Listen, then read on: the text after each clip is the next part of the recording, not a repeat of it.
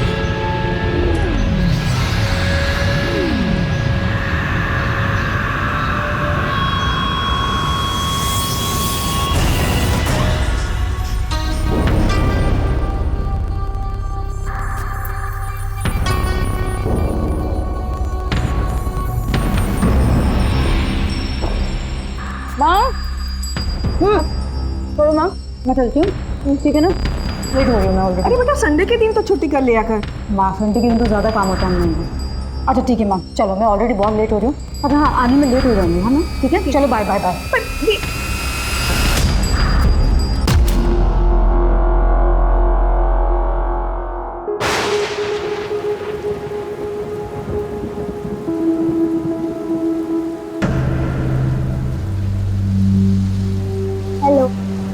Hello,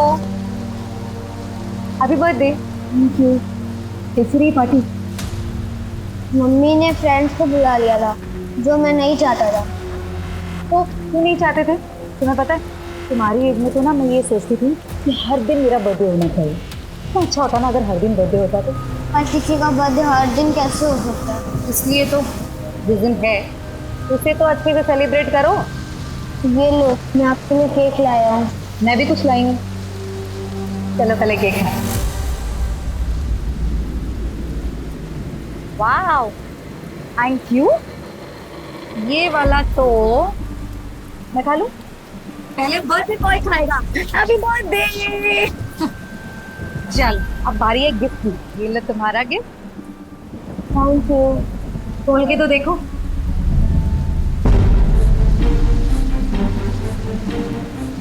football. Thank you. फिर thank you से काम नहीं चलेगा, खेलना भी पड़ेगा। सोसाइटी के बच्चे शाम में खेलते हैं ना, तुम भी खेलना उनके साथ। अरे हाँ, सेल्फी, हमारी सेल्फी रह गई। चलो पाउट बनाओ। अपने गुनाहों की माफी मांगने का समय आ गया है।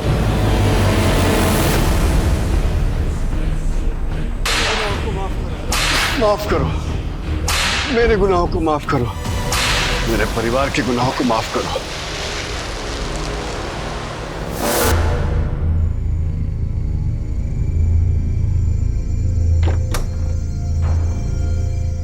बहुत सही समय पर आई। आजा, जल्दी हाथ मुंह धो ले। नहीं बाप, आप लोग खाइए, भूख नहीं लगी है मुझे। देख, तेरी पसंद की दाल बनी है, इसे खाने का नाम लेके ऐसा नहीं करते। देख, दाल तू चख। बस इसी लाड़ पे ना सिर चढ़ा रखा है इन्हें। आप कुछ बोलते क्यों नहीं? प्रियंका, लड़के वालों का कई बार फोन आ चुका है, उन्हें तेरी फोटो पसंद आई है, मिलने के लिए कह रहे हैं। हाँ तो ना कर दो। शादी नहीं करनी है, मुझे कितनी बार कह चुकी हूँ। अच्छी तरह से जानती हूँ मेरा इस घर में रहना आप लोगों के लिए प्रॉब्लम है, लेकिन ये घर पापा का है, तो इसलिए इस घर पर मेरा भी उतना हक है जितना आप दोनों का है। और रही बात खर्चों की ना, तो पूछ लीजिए भाभी से, हर महीने टाइम से पैसे दे देती हूँ। पैसे देती हो, कोई एहसान नहीं करती हो, ठीक है? और सौरभ ने जिंदगी भर का ठेका नहीं लिया तुम्हारा। मुझे आपसे वैसे भी बात नहीं करनी है। Thank you very much.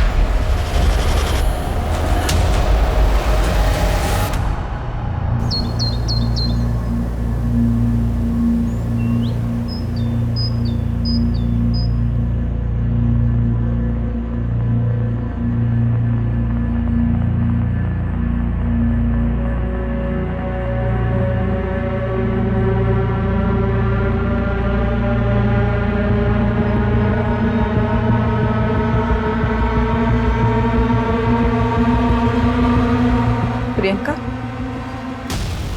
Priyanka,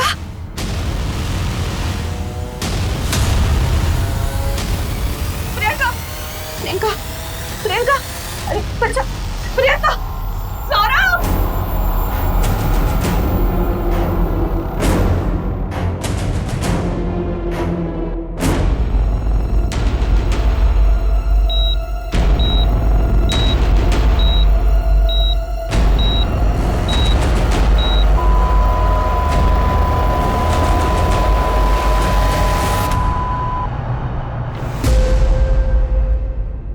doctor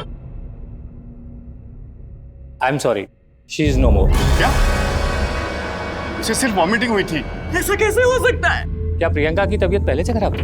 नहीं, उनकी तबीयत बिल्कुल ठीक थी। माइट भी हार्ट अटैक आया हो। मेरी बहन सिर्फ 37 साल की थी, कोई बीमारी नहीं थी उसे। हार्ट अटैक कैसे हो सकता है? देखिए, ये सिर्फ मेरा अनुमान है, बाकी सारी चीजें ऑटोप्सी के बाद ही क्लियर होंगी। ऑटोप्सी क्यों? I think this is a police case. मैंने ऑलरेडी पुलिस को इन्फॉर्म कर दिया है। Excuse me.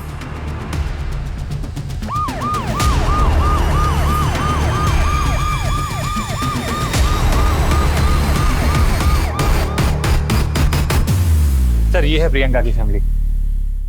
आप ऑटोप्सी की शुरुआत कीजिए। आप? जी, मैं प्रियंका का भाई हूँ, गौरव दीक्षित। क्या हुआ था? सुबह हम मम्मी की आवाज सुन के प्रियंका के कमरे में गए तो देखा।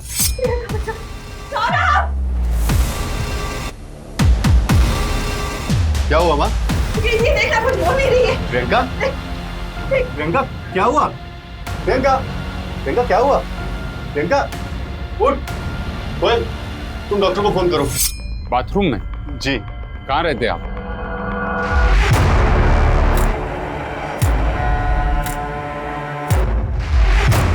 सर, वोमिटिंग रेसिड्यू है, मरने से पहले वोमिट किया होगा।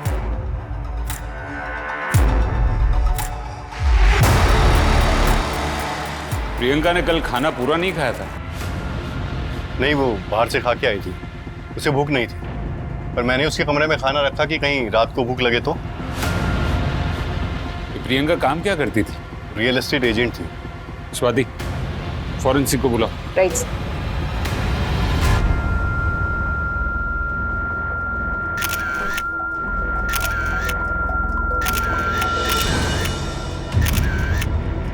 मम्मी, हाँ, क्या हुआ? वो प्रियंका को सुबह हॉस्पिटल ले गए थे और अब पुलिस आई है उसके घर।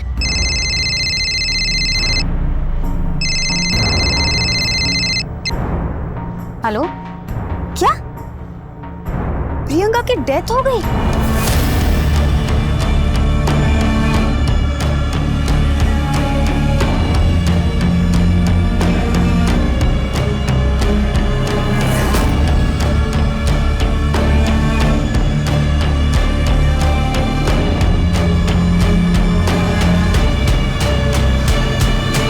नमस्कार, आदाब। क्राइम पेट्रोल सतर्क के आज के एपिसोड में मैं अनूप सोनी आप सबका स्वागत करता हूं। घाव हमारे जीवन का अभिन्न हिस्सा बन जाते हैं क्योंकि कई घाव दिखते हैं और कई नहीं दिखते। कई बार जो घाव नहीं दिखते हैं वो हमारी आत्मा, हमारी सोच पर ऐसे निशान छोड़ देते हैं जिन्हें शायद हम खुद भी नहीं पहचान पाते। एक 37 वर्षीय लड़की प्रियंका के परिवार को उसका शव उसी के बाथरूम में मिलता है। क्या प्रियंका की मौत नेचुरल थी या फिर प्रियंका की मौत बहुत सारी बातों से पर्दा उठाने वाली थी? सर, पोस्टमार्टम रिपोर्ट के मुताबिक प्रियंका की मौत नींद की गोलियों की हेवी डोज की वजह से हुई। नींद की गोली? जी सर, 10-12 से ज्यादा गोलियां। पहले प्रियंका को वोमिटिंग सेंसेशन हुआ, फिर उसने वोमिट किया, उसे नींद आ गई और विंड पाइप चोक होने की वजह से उसकी मौत हो गई। सर, लेकिन हमें कोई सुसाइड नोट भी नहीं मिला। हमने प्रियंका के बाथरूम की और बेडरूम की जो तस्वीरें ली है उसमें भी कहीं स्लीपिंग पिल्स की बोतल नजर नहीं आ रही। मुझे लगता है कि हमें दोबारा बारीकी से उसके घर की तलाशी लेनी होगी।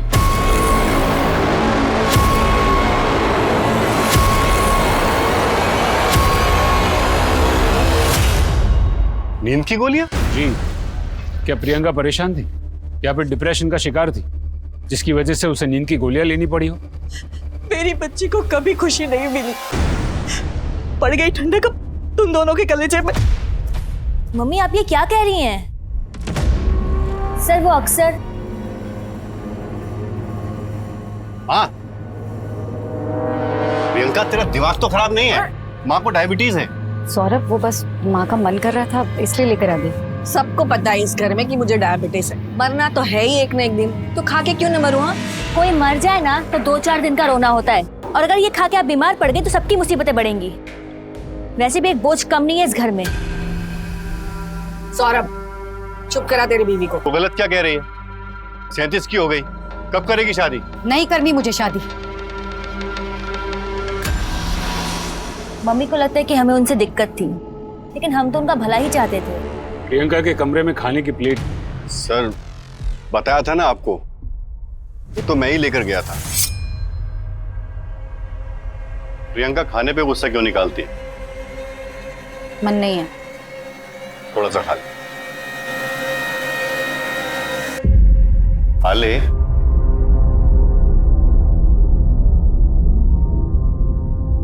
कोयल तेरी भलाई के लिए ही कहती है ना।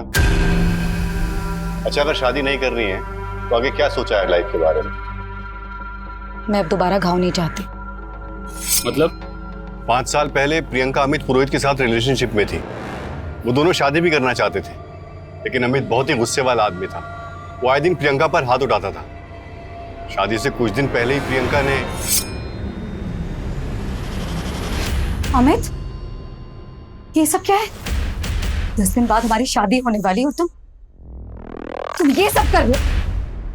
शर्म आ रही है मुझे तुम पर। अमित, मैंने तुम्हारी मार तक झेली, लेकिन मैं ये सब बर्दाश्त नहीं करूंगी कभी भी। हमारी शादी का कार्ड भी खाने आई थी तुम।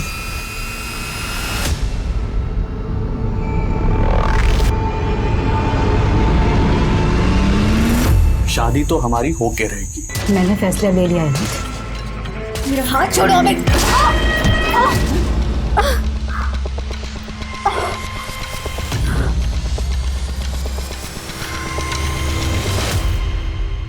प्रियंका ने अमित से शादी नहीं की थी। उस इंसिडेंट के बाद वो किसी से भी शादी नहीं करना चाहती थी। सर, हम तो उनके भले के बारे में ही सोचते थे, और छोटी मोटी बहस किस घर में नहीं होती। चुप करो, तुम दोनों हमेशा उसके पीछे पड़े रहते थे। पूछ रखते थे ना तुम दोनों को।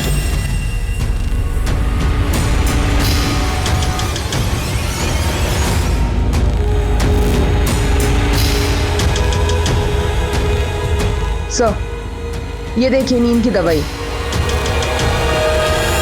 सर, ये तो मम्मी की दवाई है। मेरे पास इसका प्रिस्क्रिप्शन भी है। फॉरेंसिक में भेजो इसे।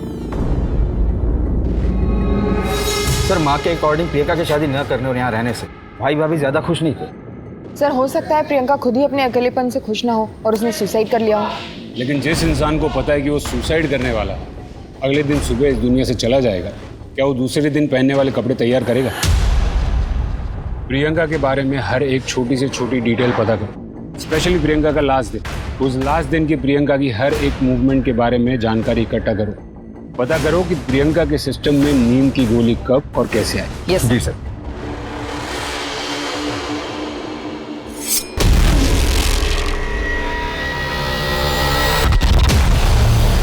हाँ, प्रियंका मैडम की किसी से कोई खास बातचीत नहीं थी, लेकिन हाँ, जय के साथ उनकी अच्छी बनती थी।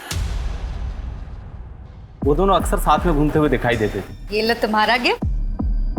Thank you. लेकिन मनीषा मैडम। मनीषा कौन? जय की मम्मी। उन्हें प्रियंका मैडम पसंद नहीं थी।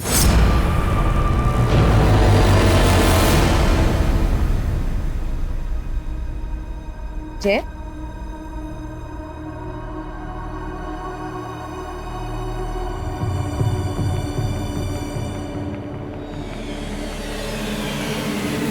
अच्छा, वैसे मेरे पास तुम्हारे लिए एक सरप्राइज है।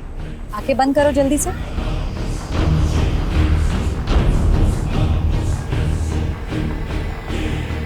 खोलो आंखें।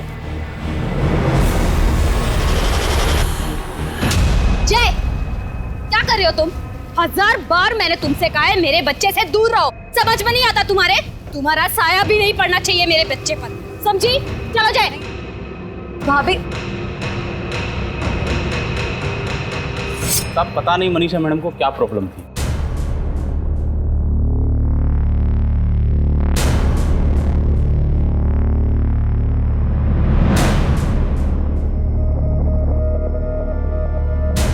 जिग्नेश, खाना फ्रिज में है, गरम करके खा लेना।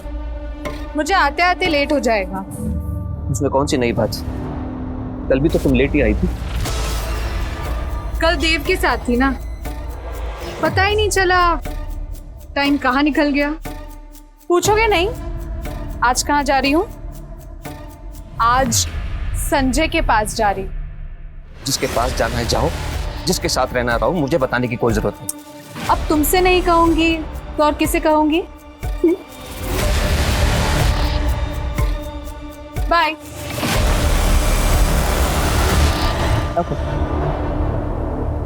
मैडम ये सुसाइड का मामला है। आप कौन?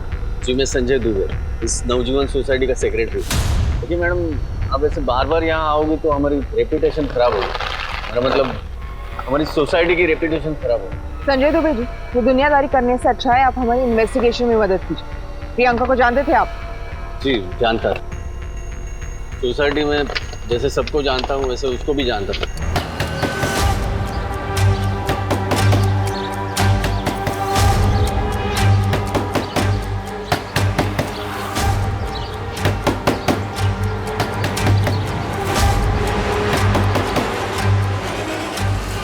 अरे सुनो, इधर आओ। ये मनीषा कहाँ गई है? मुझे नहीं पता, शायद कहीं गई होंगी मैडम। अच्छा Cheers.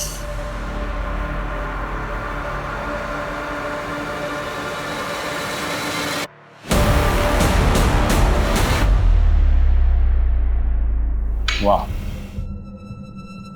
इतने जल्दी? ले दो।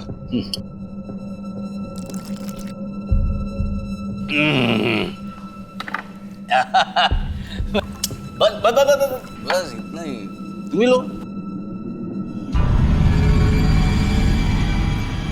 ये बढ़िया, अच्छा है।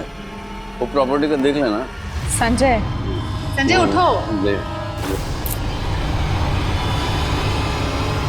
संजय जी सिग्नेश तो बोलो।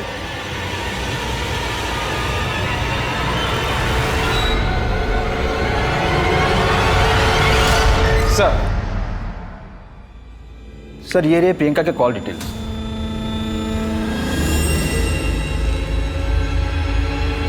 एक काम करते हैं गुप्ता, ये प्रियंका की संडे की एक्टिविटीज को शुरू से शुरू करते हैं। सर प्रियंका के मोबाइल में एक सेल्फी मिली है जय और प्रियंका की।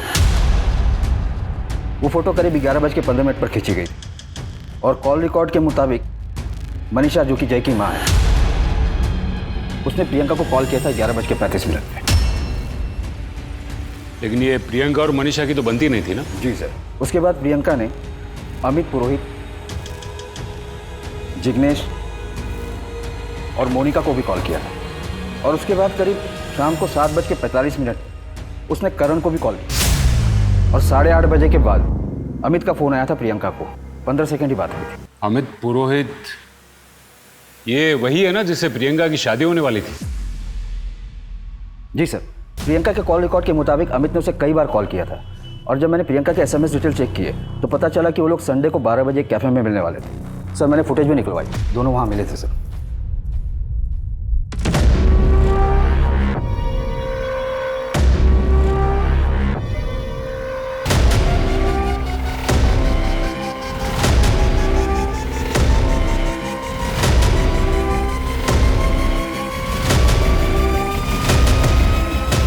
सर लेकिन ये फुटेज तो कुछ और ही बता रही है।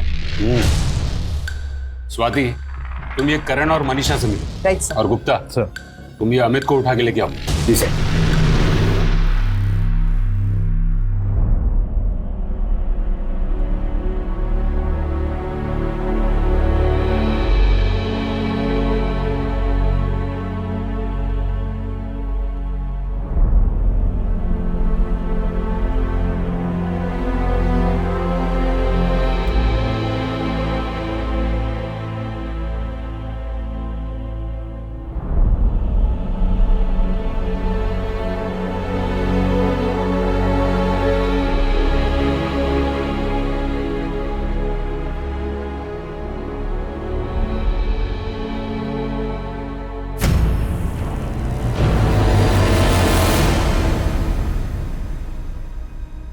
संजय, ये सब क्या है?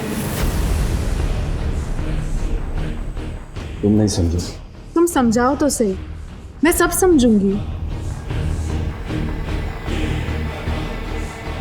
मैंने एक घाव पहले भी देख लिया और आज तो ये एकदम ताजा है। क्या बात है संजय? मैं अच्छा आदमी नहीं हूँ आयशा, मुझसे बहुत बड़ी गलती हो गई। गलती?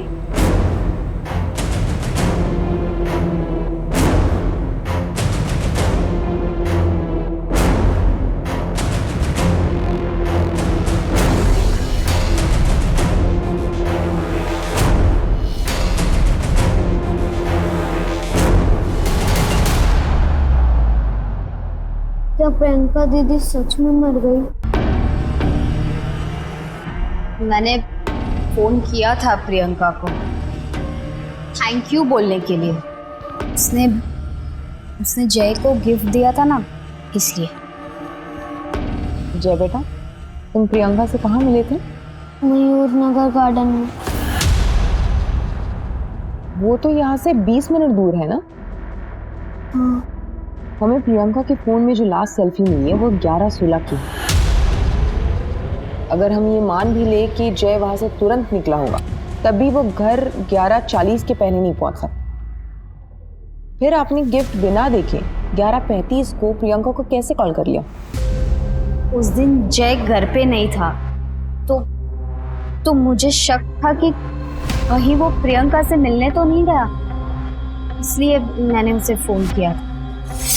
हाँ, वो मेरे साथ ही था। मेरे बेटे से दूर रहने का क्या लोगी तुम?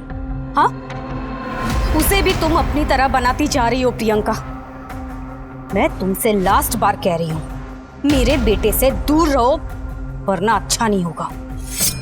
प्रियंका के साथ रहना इसे अच्छा लगता था। मैं नहीं चाहती थी कि जैसी जिंदगी प्रियंका ने काटी वो मेरे जय को भी अपने जैसा बना दे। जय बेटा, आप ठीक हो?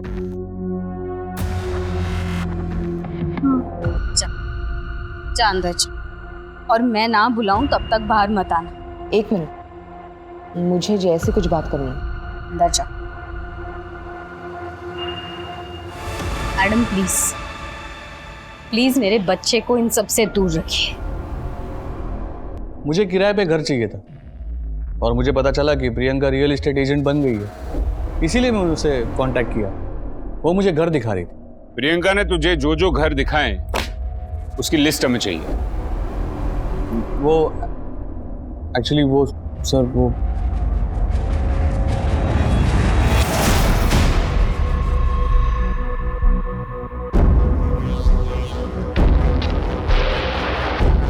ये कौन से घर दिखा रही है? एक सच सच बता दी, वरना तेरा इतिहास देखकर हमें तुझे अंदर करने में ज्यादा वक्त नहीं लगेगा। बता सर, प्रियंका से शादी टूट जाने के बाद मैंने किसी और से शादी करी और फिर हमारा डिवोर्स हो गया, तो मैं प्रियंका को वापस मिलने की कोशिश कर रहा था। मैंने उसे कहा कि मुझे घर देखना है। बड़ी मिन्नतों के बाद वो मुझे मिलने के लिए तैयार हो गई, लेकिन सर वो एकदम बदल चुकी थी, बिल्कुल पहले जैसी नहीं थी। मतलब प्रियंका, मैं जानता हूँ कि तुमने मेरे लिए शादी नहीं की, तो फिर क्यों इतना भाव खा रही है? होश में आने के लिए इतना पानी काफी है या फिर और डालूं? मुझे मेरी जिंदगी में किसी आदमी की जरूरत नहीं है। दोबारा मुझसे मिलने की कोशिश की ना तो पुलिस कंप्लेन कर दूंगी, समझे तुम? सर, पहले तो उसके मुंह से आवाज भी नहीं निकलती थी। तूने उसको रात को फोन किया था ना? तेरी लोकेशन उसके घर के आसपास की थी। अरे सर, मैं उसको इसीलिए फोन कर रहा था क्योंकि मैं उसके घर के नीचे था और उसे कह रहा था कि मुझसे आके मिल, लेकिन वो आई नहीं। और फिर मैं तकरीबन रात को 2 बजे वहां से निकला। अगर आपको चाहिए तो आप मोहल्ले की सीसीटीवी फुटेज चेक कर सकते हो। हाँ मैम, मैंने उन्हें संडे को कॉल किया था। एक्चुअली ये घर हमें प्रियंका जी ने दिलवाया है। और ये देखिए ना मैम, कितनी घर में लीकेज की प्रॉब्लम है। हम लोगों ने कई बार उन्हें बताया भी, और यही रिमाइंड कराने के लिए मैंने उन्हें कॉल किया था। तो उन्होंने कहा कि कल आके देखती हूँ।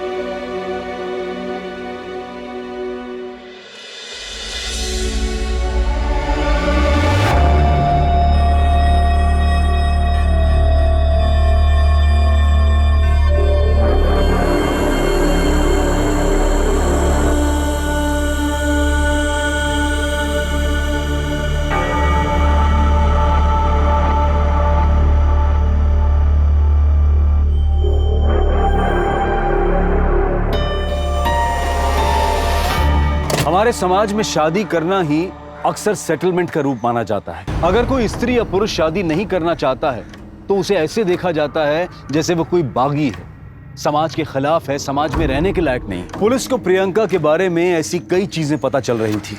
एक तरफ जहां पुलिस प्रियंका की जिंदगी से जुड़े हर पहलू की जांच कर रही थी, वहीं प्रियंका के आखिरी दिन यानी संडे को उसकी सारी एक्टिविटीज की जानकारी भी इकट्ठा कर रही थी। सर फॉरेंसिक रिपोर्ट आ गई है। प्रियंका के रूम में जो खाना मिला उसमें स्लीपिंग पिल्स के ट्रेस नहीं मिले, जो दवाई हमें घर से मिली, और प्रियंका के पेट से जो दवाई के ट्रेस मिले, दोनों की केमिकल कंपोनेंट्स डिफरेंट है। घर के खाने से दवाई के ट्रेसेस नहीं मिले, इसका मतलब जाहिर सी बात है कि प्रियंका ने घर आने से पहले जो खाया था उसमें दवाई थी। स्लीपिंग पिल्स की असर 1.5 से 2 घंटे में शुरू होती और प्रियंका रात को 9 बजे घर आई। इसका मतलब हमें यह पता करना है कि प्रियंका शाम को कहाँ गई थी, किससे मिली थी, उसने क्या खाया था। सर नवजीवन सोसाइटी की सीसीटीवी कैमरा को चेक किया मैंने। अमित सच बोल रहे हैं, वो रात को 2:12 तक बिल्डिंग के बाहर ही था, फिर वहाँ से निकल गया। प्रियंका रात को 9 बजे घर में गई, फिर बाहर निकली नहीं। और बाकी लोगों का क्या, जिसे प्रियंका उस दिन मिली थी? इन्वेस्टिगेशन चालू है सर। अपनी टीम्स और अपनी खबरियों को एक्टिवेट करो, केमिस्ट शॉप पे चेकिंग शुरू करो, एक लिस्ट बनाओ कि किसने किसने उस कंपनी की दवाई खरीदी थी। आई नो ये टास्क थोड़ा डिफिकल्ट है, लेकिन ये केस सॉल्व करने के लिए हमें इसे ही लीड बना के आगे चलना होगा। फिर क्या हुआ संजय? मुझसे बहुत बड़ी गलती हो गई।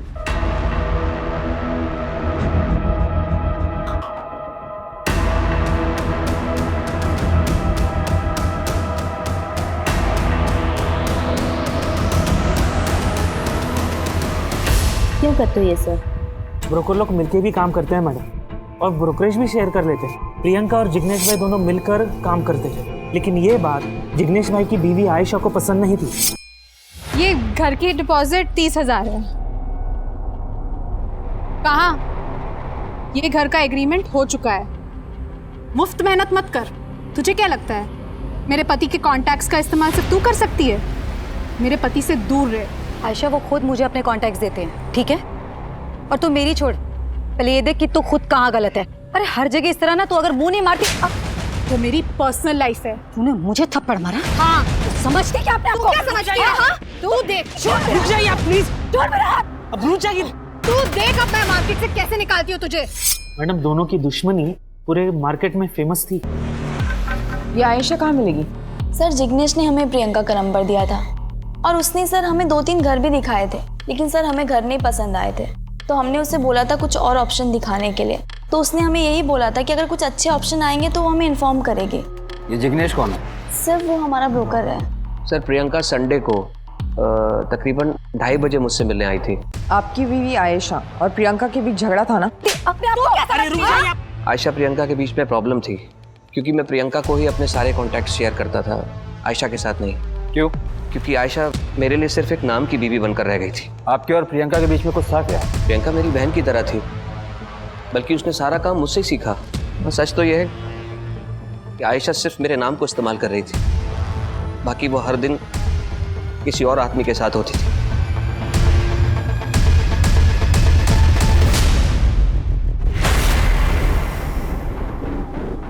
सर ये आयशा की डायरी।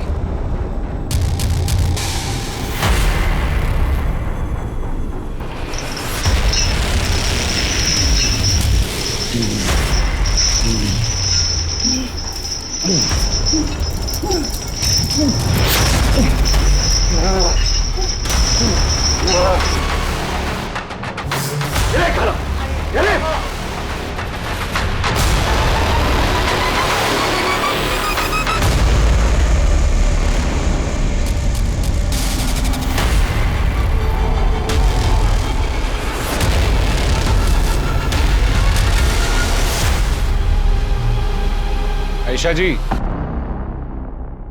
हम आपका इंतजार कर रहे हैं। मुझे प्रियंका से प्रॉब्लम थी, लेकिन मैंने उसके साथ कुछ भी नहीं किया। हमने प्रियंका की कॉल रिकॉर्ड्स चेक की। प्रियंका की मौत के पहले आपके और प्रियंका के बीच काफी कॉल्स एक्सचेंज हुए हैं। वो इसलिए क्योंकि मैं उसकी मदद कर रही थी। मदद? कैसी मदद?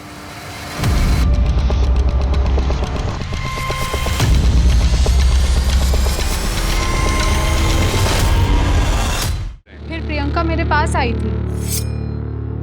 क्यों बुलाया तूने मुझे यहाँ? आयशा, मुझे तुम्हारी हेल्प चाहिए। मेरा पति तेरी इतनी मदद कर रहा है, वो काफी नहीं है तेरे लिए? और अब तुझे मुझसे क्या चाहिए? आयशा, मेरा पड़ोसी जय है, वो संजय ने जय का रेप किया है। संजय ने जय का रेप किया? इसमें मैं क्या कर सकती हूँ? पुलिस के पास जाओ। आयशा, जय वो बेचारा बच्चा बहुत गुमसुम है इस समय, बहुत डरा हुआ है। इनफैक्ट उसने ये सारी बातें अपनी माँ से भी नहीं बताई हैं। मैं अच्छी तरह जानती हूँ कि तुम्हारा संजय से मिलना जुलना है। प्लीज आयशा, तुम किसी भी तरह संजय से ये सारी बातें कन्फेस करा लो। बहुत कोशिश के बाद संजय ने मेरे सामने कन्फेस किया और मैंने उसका वीडियो बनाया। ऐसा मैं उस दिन नशे में था, डोरबेल बजी, मैंने दरवाजा खोला और सामने जय था। वो अपनी बॉल लेने घर आया था। मुझसे बहुत बड़ी गलती हो गई, मैंने जय का रेप किया है। कहाँ है वो वीडियो? मैं वीडियो बना पाई उसके पहले ही प्रियंका की मौत हो चुकी थी, इसलिए मैंने वो वीडियो सौरभ को दिया था। मुझसे बहुत बड़ी गलती हो गई, मैंने जय का रेप किया है।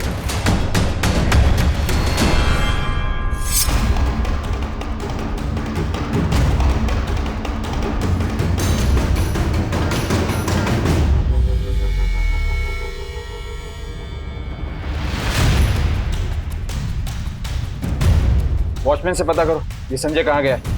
Right sir.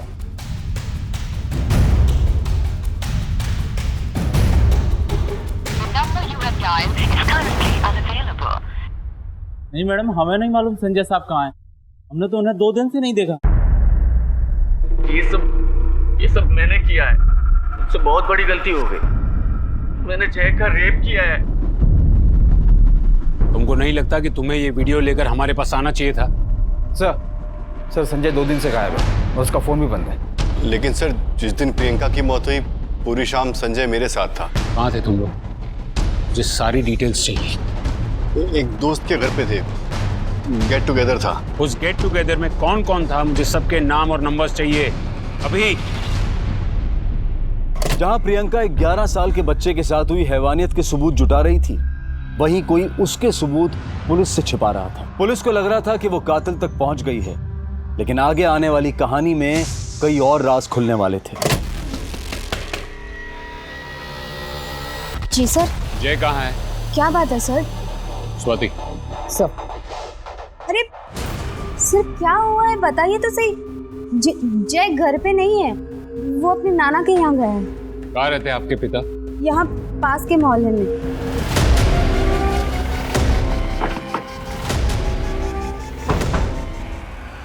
चलो बेटा, हम अंदर जाके बात करते हैं। आपको पता है जय के साथ क्या हुआ है?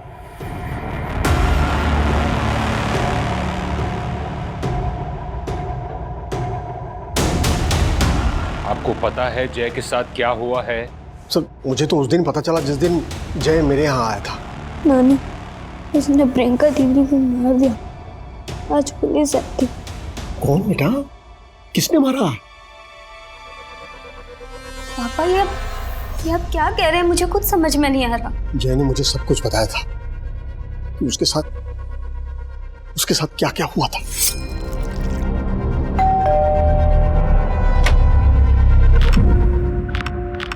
अंकल, वो बॉल आ गई आपके घर में। जा अंदर जाके ले। Thank you uncle.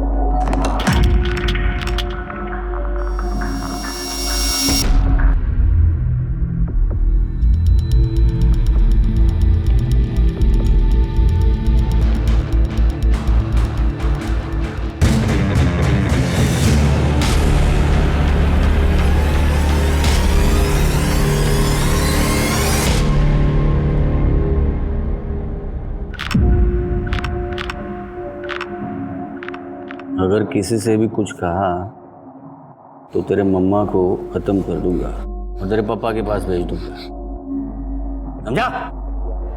इस वजह से मेरा बेटा गुमसुम रहने लगा था। हाँ, और प्रियंका उसकी मदद कर रही थी, लेकिन उसके मौत के बाद मैंने ये सब प्रियंका दीदी को भी बताया था। नो, प्लीज मम्मी को यहाँ बुलवा लो, प्लीज उनको बचा लो, वरना वो उनके साथ भी ऐसा कर देगा। नहीं नहीं बेटा, कोई कुछ नहीं करेगा, कुछ नहीं करेगा कोई। पापा आप सब कुछ जानते थे फिर भी आपने मुझे कुछ नहीं बताया। क्यों पापा, क्यों? क्या पसंद है आपको? नवाज किस?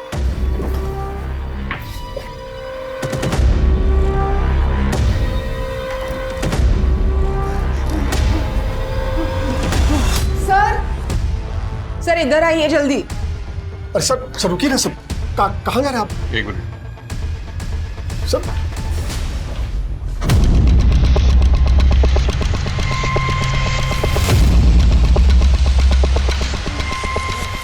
इसका मुंह खोलो।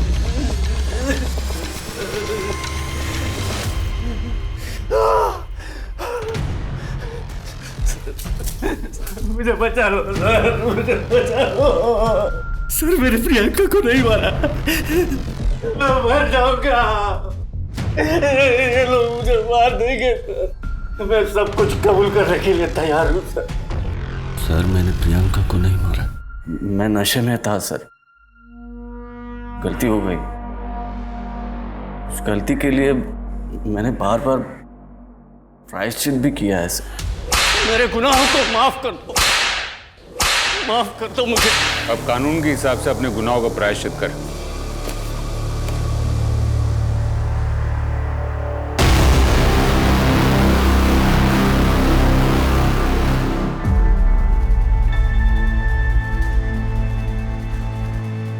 मेरे नाती के जीवन को बर्बाद कर दिया था उस आदमी ने सर।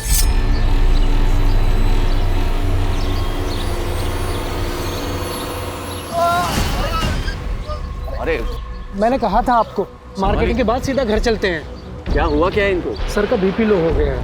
मैं एम्बुलेंस बुलाता हूँ। अरे नहीं सर, आप घर छोड़ दीजिए, हमें पास में घर है, मैं इनको कॉफी पिला दूंगा, ठीक हो जाएंगे ये।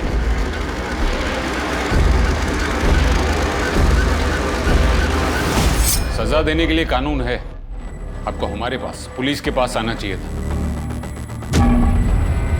आपके सभी दोस्तों ने और संजय ने ही हमें बताया कि आप किस टाइप के गेट टुगेदर करते हैं। संजय को बचाने के लिए तुमने वो वीडियो छुपाया ना? मैंने वो वीडियो इसलिए छिपाया क्योंकि अगर ये सारी बातें बाहर निकलती तो मेरी बहन की बातें भी बाहर निकलती।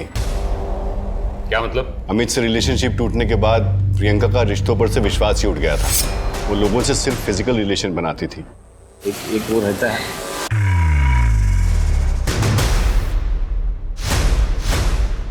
बुरा मत मान, पर तेरी बहन को मैं हर दिन अलग अलग गाड़ियों में से उतरते हुए देखता हूँ। देख, मुझे उसकी पर्सनल लाइफ से कुछ प्रॉब्लम नहीं है, पर ये सब सोसाइटी के अंदर अच्छा नहीं लगता ना। सौरभ, ये मेरी लाइफ है। शादी कर ले प्रियंका, ये सब करने से लाइफ नहीं कटने वाली। तो प्लीज ये मेरी लाइफ में इंटरफेयर करना बंद कर दे तो अच्छा रहेगा। एक बार नहीं कई बार उसे समझाया, लेकिन वो समझी नहीं। पता नहीं कौन से गुनाहों की सजा हमें मिल रही थी कि जाने अनजाने में हमारे या हमारे परिवार के हाथों जो गुनाह हुए हैं, हम उसका प्रायश्चित कर सकें। माफ कर दो, मेरे परिवार के गुनाहों को माफ करो। मैं तो अपने परिवार में सबके गुनाहों की माफी भी मांगता था। आप जानते हैं कि प्रियंका किस किस से मिलती थी? नहीं सर। सर, प्रियंका के फोन से ऐसा कोई भी क्लू नहीं मिल रहा जिससे ये पता चले कोई इस समय किससे डेट कर रही थी या किससे मिल रही थी।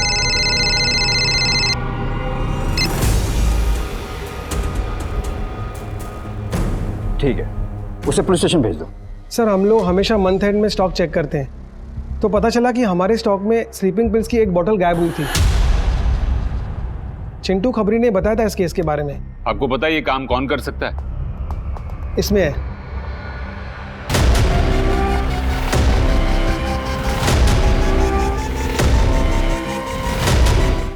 कौन है ये बंदा और कहाँ रहता है? सर, ये सुनील है।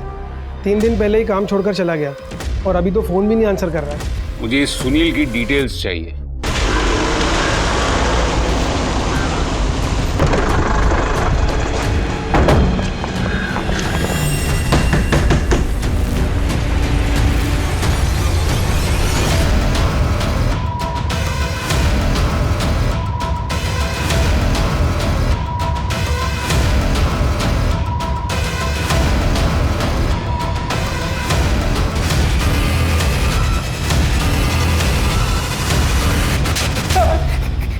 बताता साहब। साहब उसने मुझे 15,000 दिए थे उस आदमी ने साहब। किसने? मैं नहीं जानता उसे सर, मुझे पैसे की बहुत जरूरत थी इसलिए मुझे वो दवाई दे दी साहब। दवाई दे।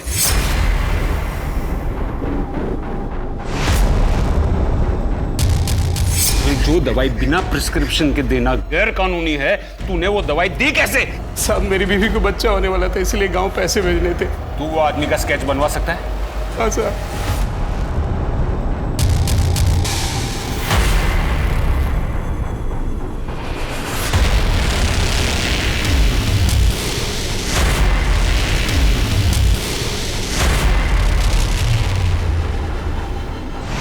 ये कैसे हो सकता है? गुप्ता सर, गिरफ्तारी के पहले हमें कुछ सबूत इकट्ठे करने होंगे।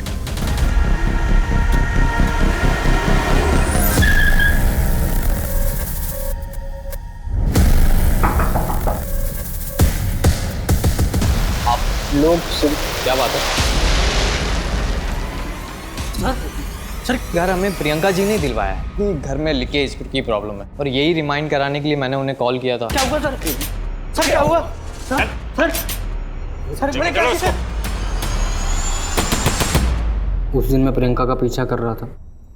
जैसी वो फ्री हुई मैं उससे मिला, फिर हम दोनों एक कैफ़े पे चले गए।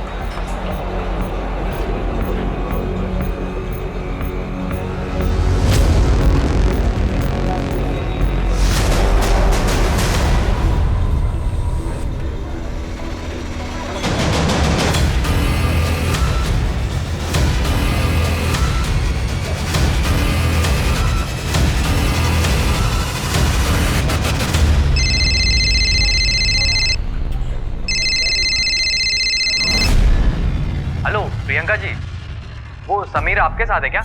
प्लान के मुताबिक करण ने उसको फ़ोन किया ताकि हम पर कोई शक ना करे। तुमने प्रियंका को मारा क्यों? प्रियंका से घर लेने के बाद उसका हमारे घर आना जाना शुरू हो गया था। फिर एक दिन जब मैं घर पहुंचा, करण, प्रियंका,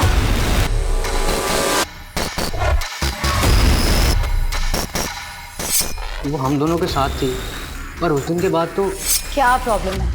अरे तुम्हारी एज के लड़कों को तो ये सब एक्सपीरियंस चाहिए होती है। ये आप कैसी बातें कर रहे हैं? हम दोनों एक साथ, आप किस? नहीं है पॉसिबल। ठीक है फिर घर खाली करवा दूंगी, भटकते रहना यहाँ से वहाँ। ऐसे मत करना, हमारे एग्जाम्स आने वाले हैं, हमारा करियर दांव पे लग जाएगा। सिर्फ करियर नहीं, तुम दोनों की पूरी जिंदगी बर्बाद हो सकती है अगर मैंने ये बात तुम दोनों के घर वालों को बता देता हूँ। जैसा बोलती हूँ मैं वैसा करती जाओ। तुम दोनों मुझे खुश रखो और मैं तुम दोनों को खुश रखूंगी। सर हम उसके हाथ की कठपुतली बन गए थे, हमारा भविष्य खराब हो रहा था सर, उसका मर जाना बेहतर था। तुम्हें कानून का सहारा लेना चाहिए था, कानून उसे सजा देता। तुमने जो किया है ना, उससे भविष्य तो अब भी तुम्हारा अंधकार में ही है।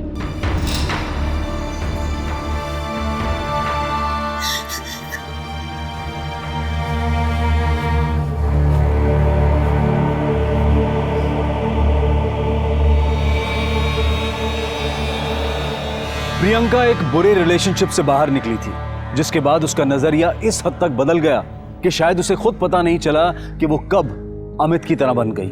अगर आपके साथ कुछ बुरा हुआ है तो उससे सबक लें, ना कि दूसरों के साथ भी वही करें। काफी लोग बुरे रिलेशनशिप का शिकार होते हैं, लेकिन ऐसे में जरूरत है किसी से बात करने की। समाज आपसे और हमसे है, इस समाज को बेहतर बनाने के लिए कदम उठाएं। अब मैं अनूप सोनी आपसे विदा लेता हूं, फिर मुलाकात होगी क्राइम पेट्रोल सतर्क में एक और नए केस के साथ।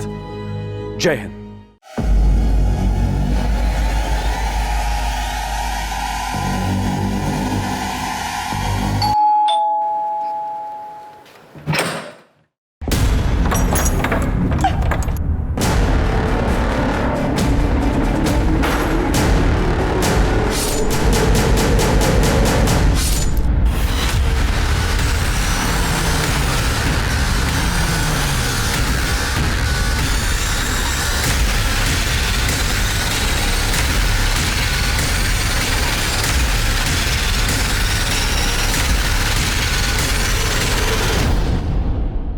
नमस्कार, आदाब।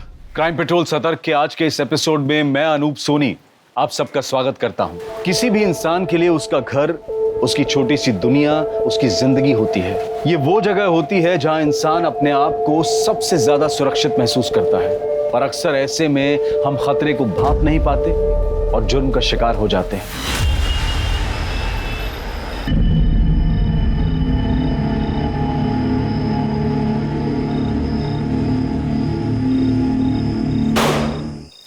Happy birthday to you. Happy birthday to you. Happy birthday dear Bhabhi. Happy birthday to you. Hey. Happy birthday भाभी। शीतल, हमारी शादी के बाद ये तुम्हारा पहला बर्थडे है, तो ये खास तुम्हारे लिए मेरी तरफ से। अब ये बताओ तुम्हें क्या चाहिए? डाइवोर्स।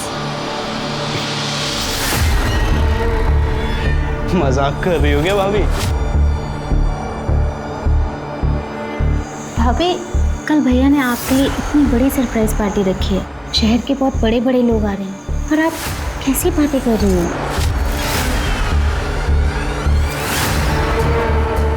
मुझे डाइवोर्स चाहिए, मतलब चाहिए। और अगर ऐसा नहीं हुआ तो आप सब जानते हैं कि मैं क्या कर सकती हूँ।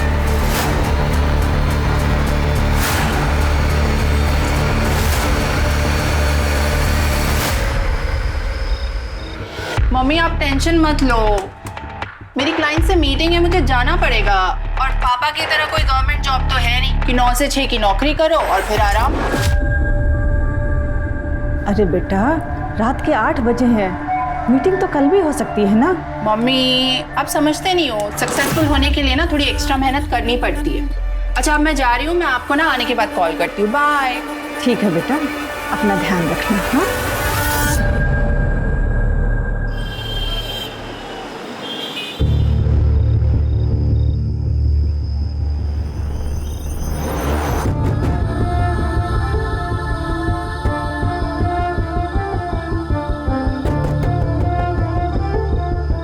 हाय, आई एम मनीष मित्तल। मुझे लगता है हम कहीं मिल चुके हैं। आई विश मिले होते। By the way Maya. Nice to meet you.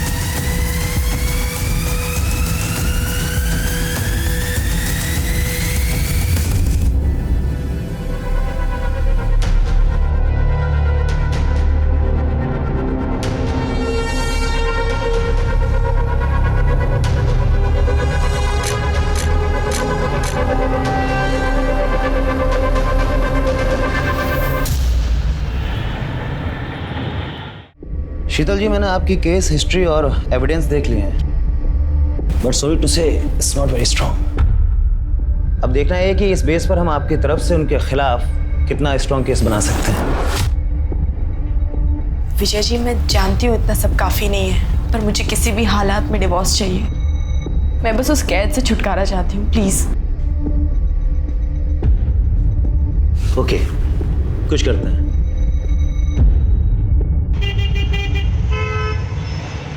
हाँ पापा, ये जॉब बहुत अच्छी है, यहाँ बहुत कुछ सीखने में मिल रहा है। और आप देखना मेरा प्रमोशन भी ना बहुत जल्दी हो जाएगा। चलो अच्छा है, पर मैं तुझसे नाराज हूँ। तेरी माँ बता रही थी कि तू मेरा 9 से 5 की सरकारी नौकरी का मजाक उड़ा रही थी। तुम दोनों माँ बेटी मिलकर मेरी पीठ पीछे मेरी बहुत चुगली करते हो, हैं? मैं आप दोनों को बहुत मिस कर रही हूँ। अच्छा मम्मी, वो मैंने पैसे भिजवाए थे, आपने चेक किए ना? हाँ मिल गए। बस इसी तरह तरक्की करती रहे और तेरा काम अच्छे से चलता रहे। जैसी टाइम मिले मिलने आ जाना। हाँ, बहुत जल्दी आऊंगी। अच्छा मम्मी, एक इम्पोर्टेंट कॉल आ रहा है, मैं आप लोगों से बाद में बात करती हूँ। Bye, love you. Hello,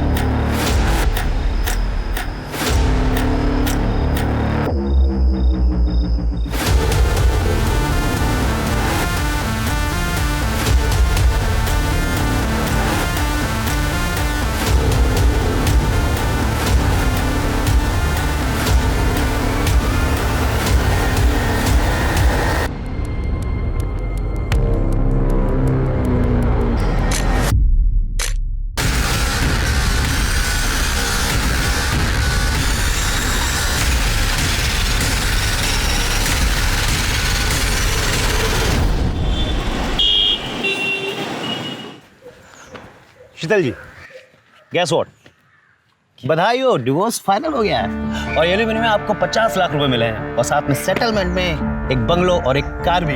happy? Yes. Thank you so much Vijay ji, पर मेरी आज़ादी के आगे ये सब कुछ भी नहीं है। But still thank you so much, आप नहीं होते ना तो। क्या कर रहे हो? इस चोर ने मेरे पैसे से तेरा घर तो भर दिया है, लेकिन याद रखना ये पैसा तुझे कभी हजम नहीं होगा। छोड़ो। हेलो मिस्टर, क्या हो रहा है? क्या हो रहा है? हेल्प! पुलिस! अरे देखो आके आदमी गुंडागर्दी कर रहा है। भैया छोड़ो यार। छोड़ूंगा नहीं तुझे, मैं नहीं छोड़ूंगा मैं। लेके जा इसको। भैया छोड़ो, भैया। शीतल जी, आर यू ओके? या अरे सुनो, कल रात माया ने मैसेज किया है कि नई नौकरी के लिए दुबई चली गई। अरे ऐसे कैसे अचानक, बिना बताए? रुको मैं उसको कॉल लगाता हूं। हाँ जल्दी लगाइए। ये लड़की बिना। क्या हुआ? घंटी बज रही है। बेटा मेरी तो कुछ समझ में ही नहीं आ रहा, मैं तेरे तलाक पर क्या कहूँ। पता नहीं क्या हो गया तुझे आजकल, साल भर तेरी शादी को हुआ नहीं और। माँ, नरेश से शादी करना मेरी जिंदगी की सबसे बड़ी भूल थी। अब मैंने वो भूल सुधार ली। अब क्या करूंगी? अब सबसे पहले अपनी आजाद जिंदगी जीऊंगी, उसके बाद एक अच्छी सी नौकरी ढूंढूंगी। माँ, मैंने बहुत सारी जगह ना रेज्यूमेज दे दिए अपने।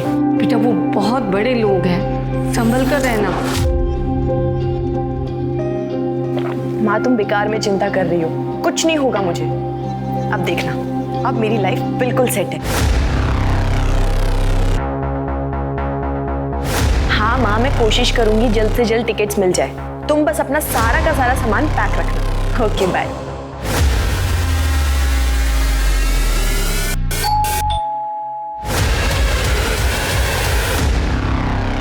आपका पार्सल है। नहीं, पर मैंने कोई पार्सल मंगवाया ही नहीं है। आप शीतल लादा है ना? हाँ। तो फिर आपका ये पकड़िए इसको। अरे पर मैंने कोई पार्सल मंगाया ही नहीं है, तो मैं कैसे लूँ इसे? मेरे पास इतना टाइम नहीं है, पकड़िए इसको। अजीब जबरदस्ती है, नहीं मंगाया मैंने।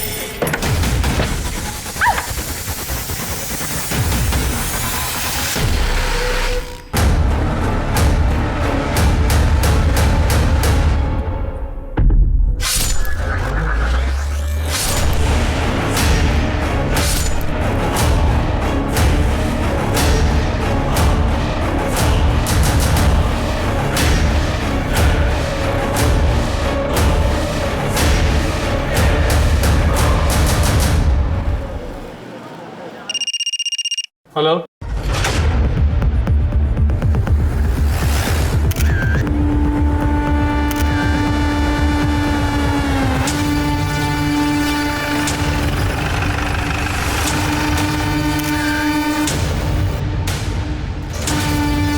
सर पेट में चाकू से 3 बार वार किया गया।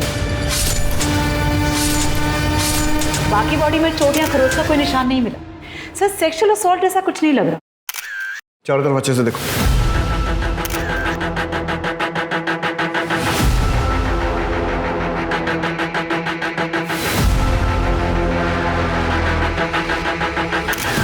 ऐसा करो, घर के कोने कोने में, दरवाजे पर, डोर पर, सब जगह से फिंगरप्रिंट लो और आस पड़ोस में पूछताछ करो।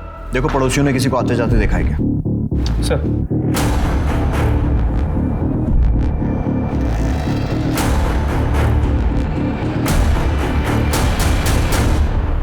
सर ठीक है। सर आप पड़ोस में एक औरत ने बताया कि मर्डर का पता चले कि कुछ टाइम पहले उसने एक कुरियर वाले को यहाँ आते हुए देखा। शक्ल देखी उसने? नहीं सर, उस कुरियर वाले ने मुंह पे रुमाल बांधा, सर पे कैप, इसलिए शक्ल नहीं देखी। सर शालिनी श्रीवास्तव से मेरी बात हुई, जिसने मर्डर की इन्फॉर्मेशन दी थी। उसने ये बताया कि शीतल कुछ दिन पहले यहाँ शिफ्ट हुई और नरेश लड्डा जो कि बिल्डर है वो उसका एक्स हस्बैंड है और कुछ दिन पहले उनका डिवोर्स हो गया। ठीक है, बॉडी पोस्टमार्टम के लिए भेजो। सर हम नरेश से मिलकर आते हैं। 1 महीने पहले आपका और शीतल का डाइवोर्स हुआ। सेटलमेंट में उसने इतना बड़ा घर लिया, पैसे भी लिए होंगे, मार्केट में आपकी रेपुटेशन खराब हुई वो अलग। अब आप ही बताइए, ये वजह कम है आप पर शक करने के लिए कि आपने ही शीतल को मारा है या फिर मरवाया? देखिए, मेरा जो नुकसान होना था हो चुका। उसका मर्डर करवाने से मुझे क्या मिलेगा? और वैसे भी डिवोर्स मैंने नहीं, उसने मांगा था मुझसे, और वो भी तब जब हम उसका बर्थडे सेलिब्रेट कर रहे थे। तुम्हें क्या चाहिए? डाइवोर्स। उसने मांगा और आपने दे दिया? हम थक चुके थे इसके टॉर्चर से। अब मुझे पता चल गया था कि वो मुझसे नहीं, मेरे पैसों को चाहती थी। उसका मर्डर का सुन के बुरा तो लगा, लेकिन उससे ज्यादा मुझे सुकून भी मिला है कि अब वो हमें परेशान तो नहीं कर पाएगी। वरना जब से शादी करके आई थी तब से हमें सिर्फ और सिर्फ दुख दिया था सर, और कुछ नहीं। भाभी दाल में पानी थोड़ा ज़्यादा नहीं हो गया? भाभी सुनो ना, मैं ना घास फूस खा के बोर हो चुका हूँ, तो डिनर में चिकन मटन कुछ बना देना प्लीज़। भाभी ये रोटी थोड़ी कच्ची है। अरे शीतल, तुमने कुक को क्यों निकाल दिया? वो ठीक ठाक खाना बना रहा था। क्यों? खाना ठीक नहीं बना रही हूँ मैं? हाँ? और सब्जी खाने में क्या प्रॉब्लम? अपने स्वाद के लिए जरूरी है किसी की जान ली जाए? हाँ? मेरा मतलब है शीतल कि हम कुक अफोर्ड कर सकते हैं, और तुम लड़ा खानदान की बहू हो, तुम्हें किचन में काम करने की क्या जरूरत है? तुम नई नई आई हो, एंजॉय करो बस। आपको खाने से प्रॉब्लम थी ना, आप मुझे अकेले में जाकर बोल सकते थे। ऐसे अपने भाई बहन के सामने मेरी बेइज्जती करने की कोई जरूरत नहीं थी, समझे आप? भाभी आप गलत समझ। अरे बिल्कुल ठीक समझ रही हूँ मैं। तुम तीनों भाई बहन मिलकर सिर्फ और सिर्फ मेरी बेइज्जती करना चाहते हो, मुझे नीचा दिखाना चाहते हो। नहीं खाना नहीं खाना ना, लो फेंक दो इस खाने को, मत खाओ। हमें लगा कि समय के साथ वो समझ जाएगी। हमने उन्हें कभी फील नहीं होने दिया कि वो हमारे स्टेटस की नहीं है। बहुत प्यार से रखते थे, पर वो बदतमीजी करते थे, और एक दिन तो उन्होंने हद ही कर दी। भाभी मैं आपको बताती हूँ, ये ना ये वाली साड़ी पे ये वाला ब्लाउज पहनो, बहुत अच्छा लगेगा, सूट करेगा आप पे।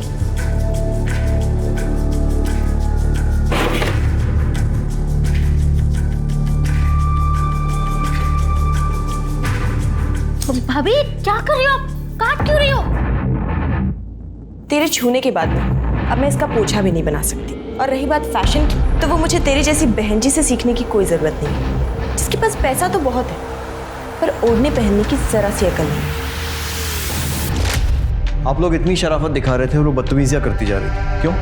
शायद उनकी नज़र सिर्फ हमारे पैसों पर थे, वरना वो प्रीतम से ऐसी बात नहीं करते। सर को बताओ ना, सर को बताओ। क्या हुआ? भैया वो कुछ महीने पहले की बात है, भैया काम से बाहर गए हुए थे और शीतल भाभी मेरे रूम में आई। जी भाभी क्या काम है बताइए। कुछ नहीं, वो मैं बोर हो रही थी तो मैंने सोचा तुम्हारे पास आके थोड़ा टाइम पास कर लूं। क्या कर रहे हो तुम? वाओ, कितना सुंदर कॉम्प्लेक्स है। काश ऐसे ही कॉम्प्लेक्स मेरा भी होता। वैसे हो सकता है अगर तुम चाहो तो। हाँ भाभी मैं भैया से बात करूँगा। नहीं, भैया को बीच में लाने वाली कौन सी बात है? अगर ये हम दोनों के बीच में हो सकता है तो। उनसे उस दिन बड़ी मुश्किल से मैंने पीछा छुड़ाया। भैया को बताने से डर लगा, इसलिए मैंने दीपा से शेयर किया। वो ये सब चाल चला करती थी। सुना आपने कितनी घटिया औरत थी। एक तो मैं इस बात से निकल नहीं पाया कि उसने मेरे साथ क्या किया है, क्यों किया, और आप मुझ पर उसके मर्डर का इल्जाम लगा रहे हैं। प्लीज सर, मैं हाथ जोड़कर आपसे विनती करता हूँ सर, हमें परेशान मत कीजिए। हमारा उसके मर्डर से कोई लेना देना नहीं है। सर, अगर ये लद्दा फैमिली सच कह रही है तो शीतल बहुत ही मक्कार और धोखेबाज हो रहा है। मिश्रा, कितने लोगों को जानते हो जो सामने से अपनी गलती मानेंगे? वैसे भी ये स्टोरी की एक ही साइड है, शीतल की साइड तो हमने सुनी नहीं है जो उसकी माँ हमें बताई। शीतल बहुत अच्छी लड़की थी और ये शादी भी उसने अपनी मर्जी से की थी। सब कुछ ठीक चल रहा था। मेरी समझ में आज तक ये बात नहीं आई कि उसने डिवोर्स क्यों ले लिया। क्यों ले लिया मतलब? उसने आपको नहीं बताया था? कहाँ बताया, कहाँ मिली वो मुझसे। हमेशा फोन पर ही बात होती थी और जब भी मैं उससे पूछती तो वो यही कहती थी कि वो जो कर रही है सब ठीक है, मिलूंगी तब बताऊंगी। लेकिन उसकी नौबत ही नहीं आई। उससे पहले वो मुझे छोड़कर चली गई। ठीक है, फिलहाल के लिए आप जा सकती हैं, जरूरत पड़ी तो आपसे फिर कांटेक्ट करेंगे। ठीक है सर।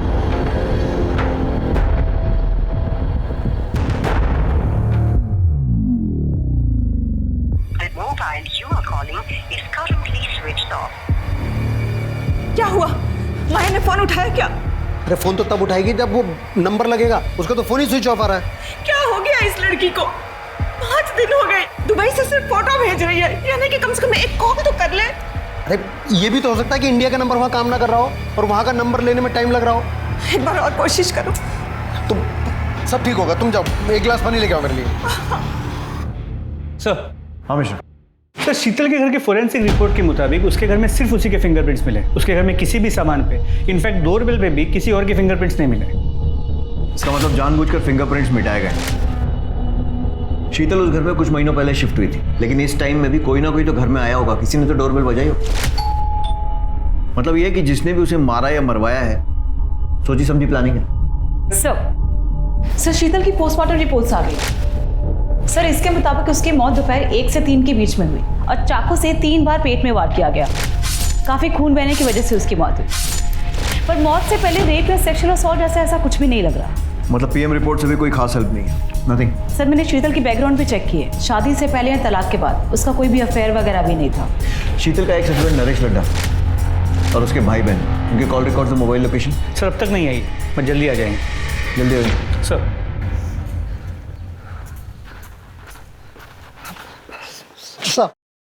साहब हमारा नाम वीरेंद्र शर्मा है, हमारी पत्नी उर्मिला शर्मा सर। सर हम मेरठ से आए सर। सर हमारी बेटी माया शर्मा यहाँ दिल्ली में इस एरिया में रहती है सर। वो पिछले 1 हफ्ते से मिसिंग है सर, और अब तो फोन भी उसका ऑफ आ रहा है सर। घबराइए मत। सिंह सर, इनकी कंप्लेंट लिखो, लड़की की पूरी डिटेल्स लो और ऐसा ईराना से बोलना जैसे आए तो फॉलो अप करें। Okay sir. बेटी को ढूंढ दीजिए। आप फिक्र मत कीजिए, आप अपनी कंप्लेंट लिखवाइए, हम जल्द से जल्द उसे ढूंढने की कोशिश करें। सर ये नरेश और उसके भाई बहन तीनों बहुत कमीने हैं, और मैं बात दावे से कह सकता हूँ कि शीतल के मर्डर में इन्हीं तीनों का हाथ है। क्योंकि सर जिस दिन हम लोग केस जीते थे और नरेश को शीतल को घर, गाड़ी, बंगला सब देना पड़ा था, उस दिन नरेश ने शीतल को मेरे सामने ही धमकी दी। ये पैसा तुझे कभी हजम नहीं होगा, छोड़ूंगा नहीं तुझे, मैं नहीं छोड़ूंगा मैं। लेकिन नरेश का तो कहना है कि डिवोर्स उसने नहीं बल्कि शीतल ने मांगा था। हाँ सर, मांगा था, क्योंकि इन तीनों भाई बहन ने मिलकर शीतल का जीना हराम कर रखा था। सर उसे इतना मजबूर कर दिया, क्या करती बेचारी वो। वकील उसे फैमिली कोर्ट में पति पत्नी के झगड़े सुनते आ रहा हूँ, मगर शीतल के केस को सुनकर मेरी भी रूह कांप गई थी। शादी होते ही नरेश ने सभी नौकरों को काम से निकाल दिया।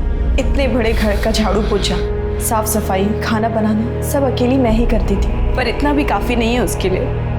रोज मुझे परेशान करने के नए नए तरीके निकाल लेता है। और फिर एक दिन, ये क्या है? दाल है या पानी है? ये एक तो रोज रोज ये घास फूस खा के ना बोर हो चुका हूँ। अरे कुछ और नहीं बना सकते क्या? चिकन मटन कुछ? भाभी ये रोटी भी कच्ची है। मायके से तुम कुछ सीख के नहीं आई हो क्या? माँ ने कुछ सिखाया नहीं तुम्हें? क्यों मैं खाना ठीक नहीं बना रही हूँ क्या? ये बनाया तुमने खाना? हाँ? और सब्जी खाने में क्या प्रॉब्लम है? जरूरी है अपने स्वाद के लिए किसी की जान ली जाए? आपको मेरे हाथ का खाना अच्छा नहीं लग रहा था तो आप मुझे अकेले में बोल देते। इसे अपने भाई बहन के सामने मेरी बेइज्जती करने की क्या जरूरत थी? क्या बकवास कर रही हो? क्या मतलब भाई बहन? मैं सही तो बोल रही हूँ।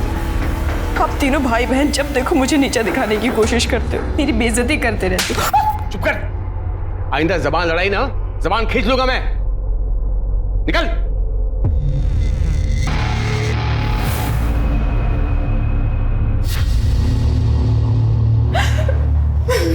अरे अरे भाभी आप रो क्यों रही हो? हाँ अरे मैं कह रहा हूँ ना चुप हो जाओ, चुप हो जाओ। क्या कर रहे हैं आप? हाथ हटाइए। अरे हाथ हटाओ? अरे मैं तो हाथ हटा दूंगा भाभी, पर भैया शाम को जिसको ला रहे हैं आपसे मिलाने, उसका हाथ कैसे हटाओगे? क्या नरेश, तुम अपना काम निकलवाने के लिए मुझे किसी ऑफिसर के साथ सोने के लिए बोल रहे हो? नरेश बीवी हूं मैं तुम्हारी। चिल्ला मत। तुझे क्या लगा रे? मुझ जैसे बिल्डर ने तुझ जैसे गरीब से शादी प्यार में पागल होकर की है? तेरे पास ये शक्ल ये फिगर नहीं होती ना, तुझ जैसे को मैं घास भी नहीं डालता। अच्छा अभी ठीक है, सुन, ज़्यादा नाटक मत कर, जल्दी से तैयार हो जा। और सिर्फ आज याद रखना, तुझे उसे सिर्फ खुश करना है ताकि वो 50 करोड़ का कॉन्ट्रैक्ट मुझे दे दे। तो कुछ नहीं, समझी? सिंपल। नहीं, मैं ऐसा कुछ भी नहीं करने वाली। क्या बोली तुम? क्या बोली? भैया क्या कर रहे हो? क्या चाहते हो? ऑफिसर का मूड खराब हो जाए इसकी सूजी हुई शक्ल को देख के, और कॉन्ट्रैक्ट हमारे हाथ से निकल जाए? समझा इसको, जल्दी से तैयार हो जाए, नहीं तो जान से जाएगी।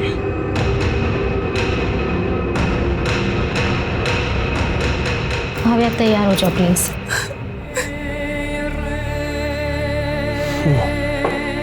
पियो पियो ना मेरी जान, अरे पियो ना।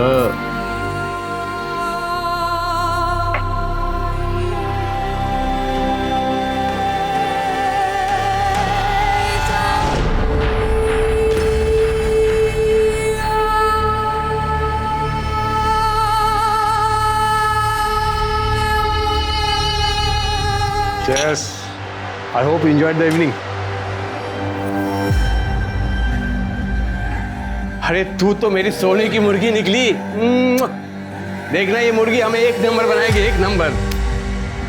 एक भी कॉन्ट्रैक्ट मैं किसी और के हाथ लगने नहीं दूंगा। जब तक तू है तब तक हम हैं।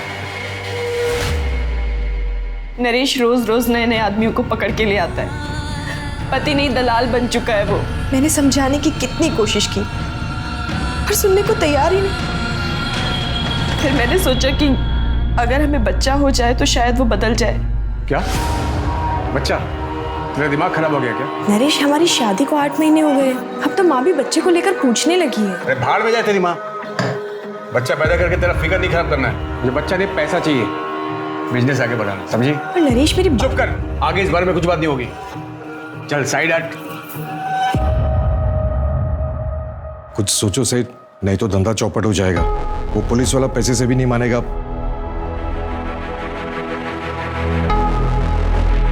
ठीक है, मैं कुछ करता हूँ। सुन, एक पुलिस वाले ने नाक पे दम कर रखा है, तुझे उसे खुश करना होगा। मैं ये सब और नहीं करूंगी, और अगर तुमने मेरे साथ जबरदस्ती करने की कोशिश की तो मैं पुलिस के पास चली जाऊंगी। क्या बोली? इतनी जल्दी क्या है? तुझे शाम को पुलिस वाले के पास ही भेज रहा हूं मैं। आराम से उसे बोल देना, लेकिन याद रखना तेरी माँ का क्या होगा। आधा घंटा नहीं लगेगा मुझे ऊपर पहुंचाने में, समझी?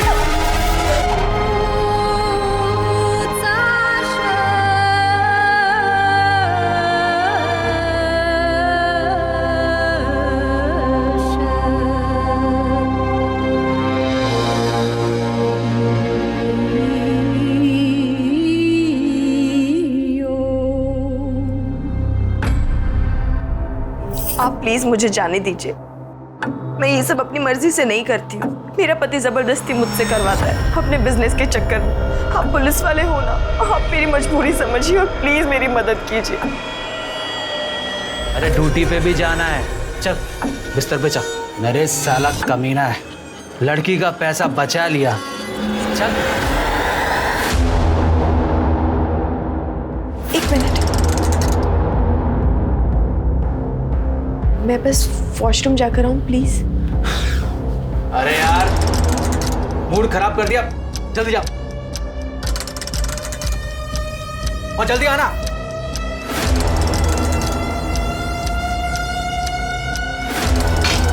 रुक। शीतल ने उस पुलिस वाले के साथ की बातचीत की रिकॉर्डिंग कर ली थी और घर जाकर के नरेश को सुना दिया, जिसमें पुलिस वाला खुद मान रहा था कि नरेश शीतल को मजबूर करता था दूसरों के साथ सोने के लिए। वो रिकॉर्डिंग सुनकर नरेश ने क्या किया? दरअसल उस शाम शीतल का बर्थडे था, तो इन तीनों भाई बहन ने मिलकर उसे सरप्राइज पार्टी दिया। वो लोग उसे इमोशनल यूज करके वो रिकॉर्डिंग डिलीट करवाना चाहते थे, मगर शीतल ने साफ साफ कह दिया कि उसे डिवोर्स चाहिए। वो रिकॉर्डिंग अभी कहाँ है? नरेश के पास। वो इसी शर्त पर डिवोर्स के लिए तैयार हुआ था कि शीतल रिकॉर्डिंग उसे वापस कर देगी और जितनी भी कॉपियां हैं वो सब डिलीट कर देगी। और अगर देखा जाए तो इस हिसाब से नरेश के खिलाफ कोई भी सबूत नहीं मिलता। उस पुलिस वाले का नाम क्या था? सर वो आप जानते हैं कि मैं बता नहीं सकता, लेकिन शीतल के लिए दुख होता है। कितनी मुश्किल से उसे वो सब चीज़ें मिली थी जिसकी वो हकदार थी। सर उसके कातिल को प्लीज छोड़िएगा। पुलिस के सामने शीतल की 2 छवियां आई, लेकिन दोनों एक दूसरे से विपरीत थी। पहली गुस्सैल, बदतमीज, मौका परस्त जो लाड़ा परिवार ने बताई। दूसरी एक मजबूर, असहाय, पीड़ित औरत की, जिससे उसका अपना पति अपने फायदे के लिए जिस्म फरोशी करवा रहा था। आखिर शीतल का असली किरदार क्या था, क्योंकि उसे समझे बिना इस केस को समझ पाना बहुत मुश्किल था। तो लट्टा फैमिली का बैकग्राउंड चेक किया, पता चला काफी टेढ़े लोग, कंस्ट्रक्शन बिजनेस में है तो काफी ऊपर तक कॉन्टैक्ट्स, कॉल रिकॉर्ड्स में गुंडे, हिस्ट्री शीटर्स, इन सब के नंबर्स, और इनके खिलाफ धोखाधड़ी के केसेस भी रजिस्टर्ड है। मोबाइल लोकेशन चेक की? जी सर, लेकिन 10 तारीख को इनमें से किसी की भी मोबाइल की लोकेशन शीतल के घर के आसपास की नहीं। मिश्रा, ये लड्डा नामी बिल्डर है, तो पॉसिबल है कि ये काम इसने किया नहीं, करवाया हो। इसके लिए इसमें जितने भी गुंडे और हिस्ट्री शीटर है ना, उनको राउंड अप करते हैं, वो बताएंगे कुछ। इंस्पेक्टर, आप प्लीज उस घटिया औरत के लिए हमें परेशान मत कीजिए। उसे हमने नहीं, उसी के किसी यार ने मारा होगा, जिसके लिए उसने मुझसे डिवोर्स लिया था। वो एक नंबर की झूठी, मक्कार और कैरेक्टरलेस औरत थी। वैसे हमारी इंक्वायरी में आपका कैरेक्टर भी कुछ ऐसे ही आ रहा है। और अगर वो इतनी बुरी थी तो फिर घर, गाड़ी, पैसा ये सब देकर सेटलमेंट क्यों करना पड़ा? कोर्ट में प्रूव क्यों नहीं कर पाए? एक्चुअली वो मुझे ब्लैकमेल कर रही थी, एक ऐसी चीज़ को लेकर जिसे मैं कभी बाहर नहीं आने दे सकता था। और वो चीज़ उस पुलिस वाले की रिकॉर्डिंग थी जिसके साथ सोने के लिए आपने उसे भेजा था। किस रिकॉर्डिंग की बात कर रहे हैं आप? मैं तो ये फोटो की बात कर रहा हूँ। पता नहीं ये फोटो शीतल के पास कैसे आई और उसने अपने वकील को दे दिया। कहाँ से आई मतलब? आपका कहने का मतलब है कि फोटो फेक है? Did I say that? No, did I say that? Fake है। हाँ, ये सच है कि मैं इस लड़की के साथ सोया था, लेकिन ये फोटो किसने कब खींची और शीतल के पास कैसे आई मुझे नहीं पता। कौन है लड़की? I don't know. मैं एक कॉन्फ्रेंस मीटिंग में गया था, उसके बाद वो लड़की मुझे मिली और वहीं थोड़ी बहुत कुछ बातचीत हुई। उसके बाद उसने मुझे रूम में इन्वाइट किया।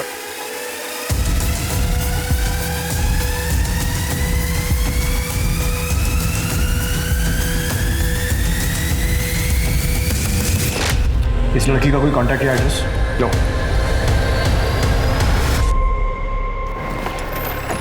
नरेश की बात उसे एक अलग ही एंगल है। मतलब शीतल का वकील उसे जितना शरीफ बताने की कोशिश कर रहा है, शायद वो ऐसी है नहीं। मिश्रा, बात करो फोटो में वो लड़की कौन है?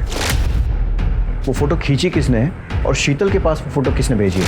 ठीक उस वक्त जब डाइवोर्स की प्रोसीडिंग चल रही थी। सर 2 दिन हो गए कंप्लेन कराए हुए सर हमारी बेटी अभी तक मिसिंग है सर। आपका केस तो ऐसा ही राणा देख रहा है। राणा कहाँ है? सर राणा साहब तो केस के सिलसिले में बाहर गए। आइए आप मेरे साथ, संभल के। एक मिनट दिखाइए।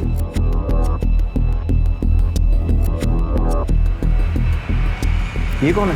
यही तो हमारी बेटी माया शर्मा।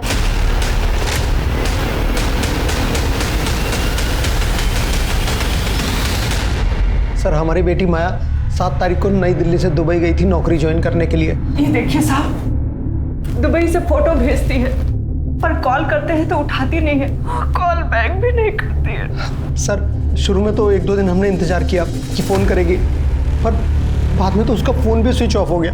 फिर हम लोग मेरठ पुलिस के पास गए, उनसे कहा तो उन्होंने कहा कि हाँ आप लोग दिल्ली जाइए, क्योंकि वो माया दिल्ली में ही रहती थी। माया दिल्ली में क्या कर रही थी? सर मार्केटिंग में नौकरी करती थी सर। सब कुछ अच्छा खासा चल रहा था। उसने रहने के लिए घर ले लिया था और खर्चे के लिए हमें पैसे भेजती थी। मम्मी वो मैंने पैसे भिजवाए थे, आपने चेक किए ना? फिर अचानक 7 तारीख को उसका SMS आया कि वो उसने नौकरी छोड़ दी है, उसको दुबई में नई नौकरी मिली और इसलिए वो वहाँ जा रही है। जाने से पहले हमसे मिलकर भी नहीं गई। यहाँ पर किस कंपनी में जॉब करती थी? सर ये तो कभी मैंने उससे नहीं पूछा। ठीक है, अभी आप जा सकते हैं। मिश्रा, माया के पिछले 2 महीने के कॉल रिकॉर्ड्स, मोबाइल लोकेशन और जितनी भी जानकारी मिल सकती है निकालो। उसका social media account, email ID सब कुछ ढूंढो और अच्छे से छानबीन करो। सर नरेश के कॉल रिकॉर्ड में जिन गुंडों के नंबर थे उन्हें लेकर आए। साहब हम गुंडे नहीं, मजदूर लोग हैं साहब, छोटा मोटा काम कर लेते पेट पालने के लिए साहब। और नरेश लड्डा के हिस्से की मार खाना भी तुम्हारे छोटे मोटे काम में आता है? देख सोच कर जवाब देना। ये भी मजबूर है। जब इसके हाथ में खुजली होती है ना तो 2-4 की हड्डियां तोड़ने के बाद ही ठीक होती है। सोच लो। साहब हम लोग नरेश सेठ के लिए काम करते हैं। क्या काम? डराना, धमकाना, घर खाली करवाने जैसे काम सब। बस इतना ही? सोच के बताना। साहब वो अपने लिए हमसे लड़की मंगवाता है साहब। उसको भी लेकर आए थे? नहीं साहब, हमने तो इसे कभी देखा भी नहीं। शीतल लड्डा अच्छी है, पसंद है? अच्छी लगी साहब। नहीं साहब, मेरा मतलब सेठ की बीवी है। क्यों मारा उसे? सेठ के कहने पर? नहीं साहब, हमने नहीं मारा। साहब हम लोग क्यों मारेंगे उसको साहब? तुमने नहीं मारा तो किसने मारा? अब हमें क्या पता किसने मारा साहब, हमारा तो उसे कोई वास्ता भी नहीं। वास्ता भी निकलेगा। मिश्रा मिटा ले खुजली, तब तक तोड़ना जब तक सच नहीं बोलते।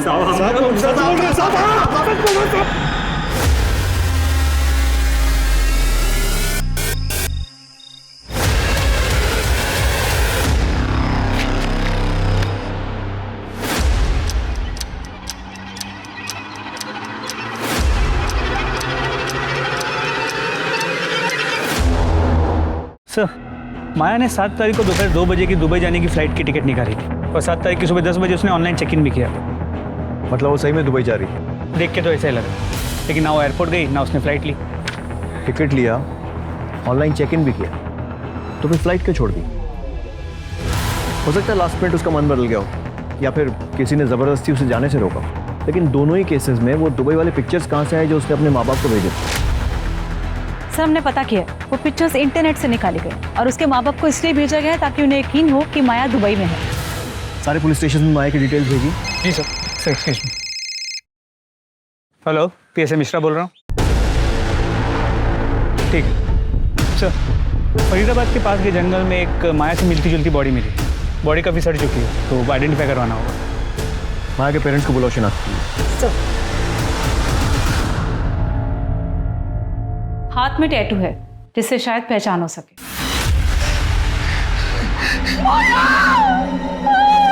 मेरे बच्चे। मम्मी देखो मैंने टैटू बनाया है। अरे ये क्या नाक चनाक बना लिया है, कितने सुंदर हाथ थे तेरे। मम्मी आजकल का फैशन है, रहने दो, आप समझोगे ही नहीं। कहाँ समझ पाएगी तो ऐसे हमें छोड़कर चली जाएगी।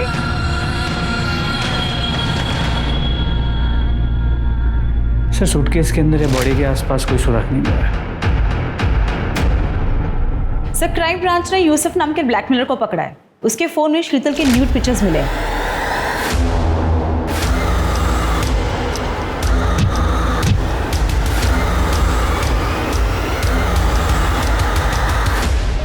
सर ये फोटो मुझे प्रतिम ने सेंड किया था सर।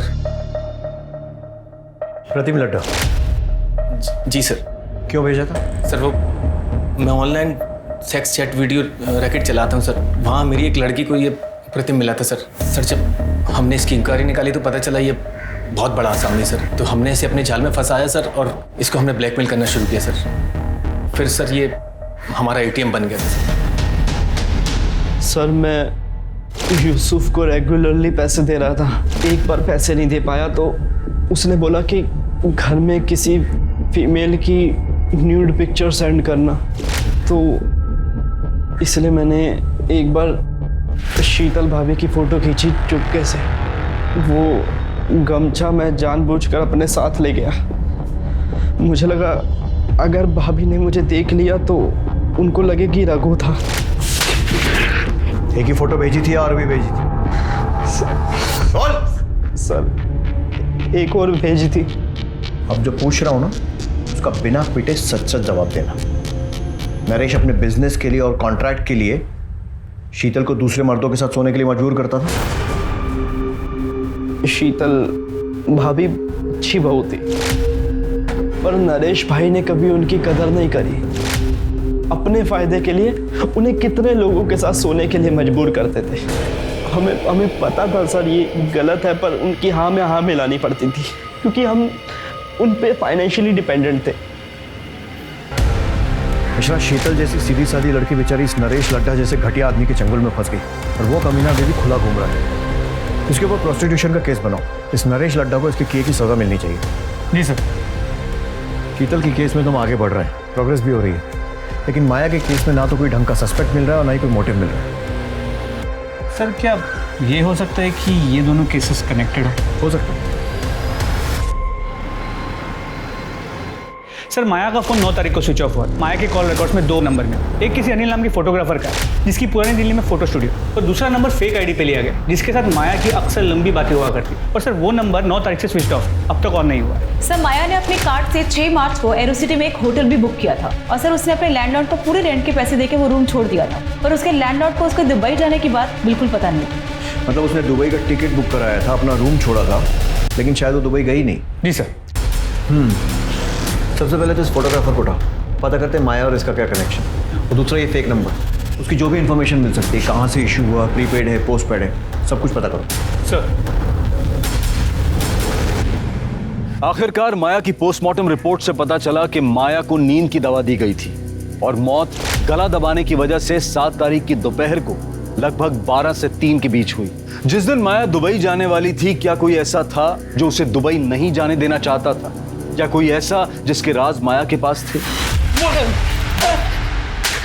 बताता हूँ सर, नरेश और माया की फोटो मैंने माया के कहने पे खींची थी और भी बहुत सारे लोगों के साथ उनकी फोटो मैंने खींची थी।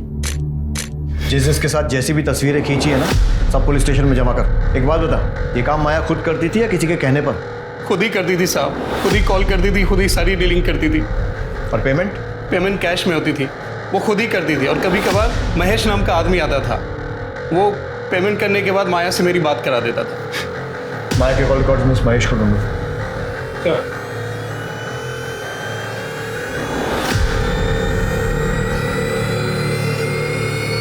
सो महेश का पता चल गया। उठा लो साहब मैं सच बोल रहा हूँ। माया मैडम जो बोलती है मैं वो करता हूँ। वो अक्सर लोगों को लिफाफे पैकेट देने के लिए बोलती थी। मुझे लगा कि अनिल भी इनका आदमी होगा। अब वो कौन है, क्यों है, क्या है, मैं ये सब उनसे नहीं पूछ सकता ना। तू तो कुत्ते जैसा वफादार आदमी है ना। देख, माया का मर्डर हो गया है। अभी अगर मुंह नहीं खोलेगा ना तो लंबा अंदर जाएगा तू। तेरे फोन रिकॉर्ड्स, कॉल लोकेशन सब निकाल लिए हमने, जिससे क्लियर है कि 6 तारीख को तू माया के होटल गया था और बाद में भी होटल के आसपास ही था। और अगले दिन होटल से एयरपोर्ट की तरफ भी गया था जब माया दुबई जाने के लिए एयरपोर्ट निकली थी। साहब मुझे क्यों फंसा रहे हो?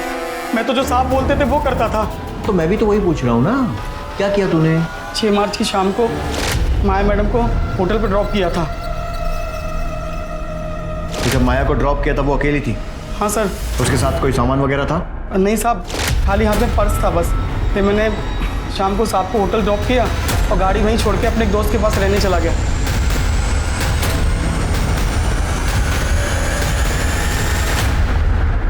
साहब ने कहा था कि अगले दिन 4 बजे आ जाना होटल, तो मैं उनको 4 बजे लेने पहुंच गया।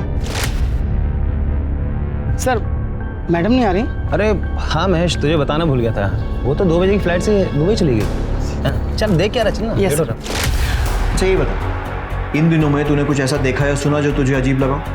हाँ साहब, कुछ दिन पहले साहब किसी से फ़ोन पे बात कर रहे थे। जी देखिए, मैं उस पार्सल के लिए 1.5 लाख रुपए देने थे, लेकिन वो काम होना चाहिए।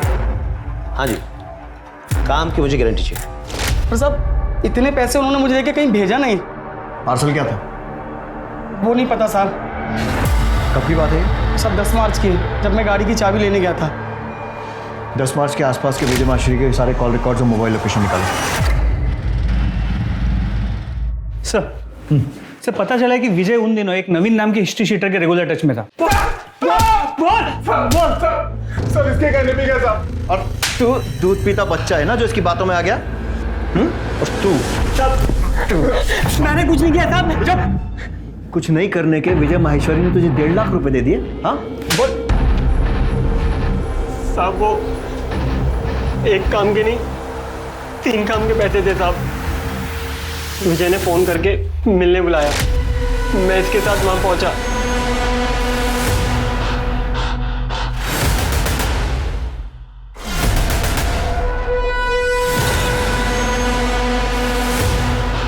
मर गई क्या?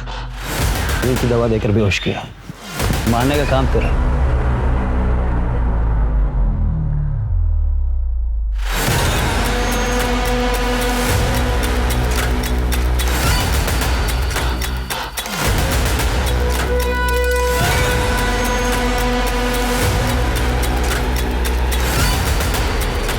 हमने चलती गाड़ी में उसका गला दबाकर उसे मार दिया और थोड़े आगे जाकर सूटकेस को जंगल में फेंक दिया। तो पहला हुआ माया का मर्डर, दूसरा उसकी बॉडी को ठिकाने लगा, तीसरा बताओ? तीसरा शीतल का मर्डर।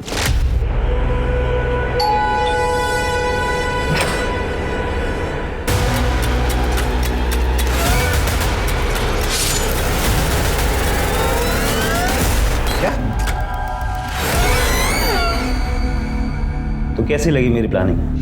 मोटिव समझ नहीं आया, क्यों किया? माया से पीछे छुड़ाने के लिए। दरअसल क्या होता है कि जो ये डिवोर्स केस होता है ना, इसमें हम लोग क्लाइंट को ज़्यादा एलिमनी दिलाने के लिए उन्हें नंबर 2 के तरीके से करते हैं, उन्हें कन्विंस करते हैं। उसके बाद इन सब नंबर 2 के तरीकों से ही तो पैसे मिलते हैं ज़्यादा, वरना आप भी जानते हैं कि डिवोर्स के केस में कहाँ इतने पैसे मिलते हैं। और माया वो अपनी मर्जी से काम करती थी? अरे नहीं साहब, इतनी आसानी से कौन तैयार होता है? बोला मैंने कि ये सब करने में परेशानी क्या है, किसी के साथ सोना थोड़ी है। उसको ब्रेन वॉश किया, समझाया उसको, तब जाके मानी। और हाँ, शादी यहाँ से भी की। लेकिन उसके बाद एक दिन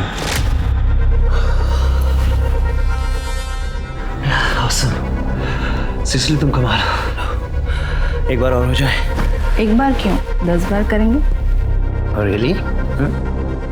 लेकिन उससे पहले तुम्हें मुझे अपनी फर्म में पार्टनर बनाना होगा, अपनी बीवी को डिवोर्स देना होगा और मुझसे शादी करनी होगी। ये क्या बकवास कर रही हो? मुझे देखकर या सुनकर लग रहा है कि मैं बकवास कर रही हूँ। शुरू में मुझे लगा कि भूल जाएगी, मगर नहीं साहब, वो तो पीछे पड़ के रहेगी। फिर मुझे लगा कि इसका कुछ ना कुछ तो इलाज करना पड़ेगा। तभी सडनली मुझे शीतल के केस से एक आइडिया मिला और मैंने डबल गेम खेला। मैंने माया को नरेश के पास ये कह के भेजा कि इस केस से ना हमें बहुत पैसे मिलने वाले और इतने पैसे कि हम उस पैसे से अपनी नई जिंदगी शुरू कर सकते। और उसके बाद मैंने अनिल से माया और नरेश की फोटो खिंचवा ली और उन फोटो से मैंने शीतल को घर, पैसा, गाड़ी सब दिलवाया। इतना तो मैंने भी एक्सपेक्ट नहीं किया था, तो मैंने भी अपनी फीस बढ़ा दी, जिसकी वजह से मेरे और शीतल में झगड़ा हुआ और उसने मुझे पुलिस की धमकी तक दे डाली। फैमिली कोर्ट में नरेश ने शीतल को सबके सामने धमकी दी थी कि वो उसे छोड़ेगा। इसी बात का मैंने फ़ायदा उठाया और एक साथ दोनों को ख़त्म करने का प्लान किया ताकि दोनों केस में नरेश का नाम आए और वो फंस जाए। तो मैंने माया की 7 तारीख की दुबई की फ़्लाइट बुक की, उसका ऑनलाइन बोर्डिंग पास निकाला ताकि आप लोग जब छानबीन करें तो आप लोगों को माया के दुबई जाने वाली बात सच लगे। अगले दिन होटल से निकलते वक्त मैंने उसकी कॉफ़ी के कप में नींद की गोलियाँ डाल दी।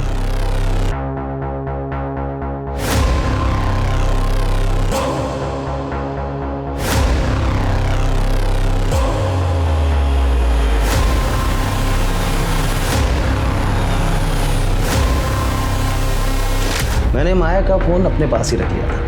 एक रात पहले ही उसके घर वालों को मैंने मैसेज कर दिया कि मैं दुबई जा रही हूँ नौकरी के सिलसिले में, और 2 दिन तक दुबई की फ़ोटो भेजता रहा। उसके 2 दिन बाद मैंने उसके फ़ोन को तोड़ के फेंक दिया। माया और शीतल के मर्डर केस में चार्जशीट फाइल करो और ध्यान रहे कि फांसी नहीं तो कम से कम उम्र कैद तो होनी चाहिए। इंस्पेक्टर, आप भूल रहे हैं कि मैं एक वकील हूँ और कोई ना कोई दंड फंद लगा करके बाहर निकल जाऊंगा। ये केस इंसान की हैवानियत का एक जीता जागता उदाहरण है। शीतल एक सीधी सादी जिंदगी चाहती थी, जबकि नरेश, विजय और माया ने पैसे के लालच में गलत रास्ता चुना। अब मैं अनूप सोनी आपसे विदा लेता हूं, फिर मुलाकात होगी क्राइम पेट्रोल सतर्क में एक और नए केस के साथ। तब तक अपना और अपने परिवार का ख्याल रखें, सतर्क रहें, सुरक्षित रहें और देखते रहें क्राइम पेट्रोल सतर्क। जय हिंद।